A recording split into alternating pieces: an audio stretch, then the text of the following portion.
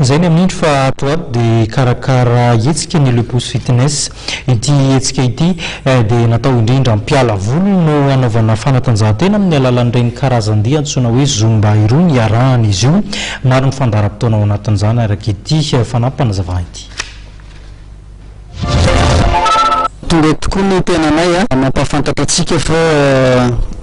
misy ny atao hoe fikarakarana andro tanora ny olona rehetrarehetra eto Antananarivo indrindrandrindra zany ao anatin'ny hoe le pousse fitness zany. Dia fantatritsika fa le pousse fitness dia mikarakara zavatra lehibe amin'ny 3 février ho avy izao. Misy ny atao hoe zumba partie manomboka amin'ny 7 maraina izy io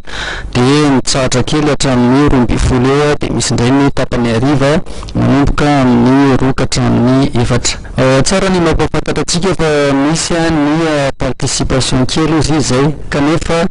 efa miparitaka be any anatin'ny Facebook any ny publicité rehetrarehetra dia efa maro no namaly ny antso fa ho avy ankasitrahana be dia be amin'izany rehetrarehetra izany satria efa mahafa-po zany ho anay mpikarakara mahafaly anay maino an'izany.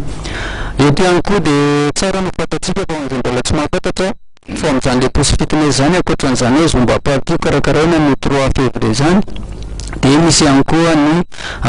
fandaharana ataontsika hoe danse de salon, misy ny danse afro latino, misy ihany koa ny danse sportive dia misy ny danse urbaine hip hop sy ny dancehall zany ary ny kickboxing ihany koa anatin'izany rehetrarehetra zany fa mipahana be kokoa moa zany amin'ny andro ny zumba. Ho antsika rehetrarehetra efa nahazo billet dia saorana be dia be fa maro be koa ireo miantso taty aminay hoe mba asiana ohatra ny hoe mba fijerena ihany zany andreo olona izay tia handeha nefa mba tsy ampy kely ohatra ny participation. Dia araroty ary fa ny rapide dia misy andro lehibe anankiray ataontsika hoe vente place izy io amin'izay hoe maha-vente place izay dia billet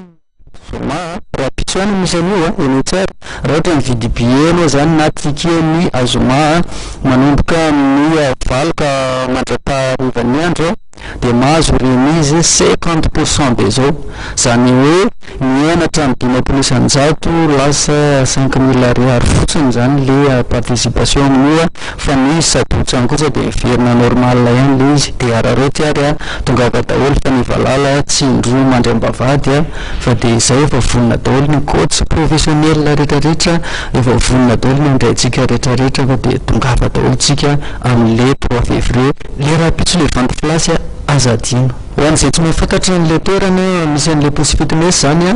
dia eo amin'ny roton'Ankatso eo izy eo akaikin'ny Shoprite dia eo fotsiny anao manontany dia hitanao le izy misy toerana ngeza be ao anaovantsika an'io hetsika lehibe eo amin'ny 3 février fa tongava daholo malalaka be ny toerana.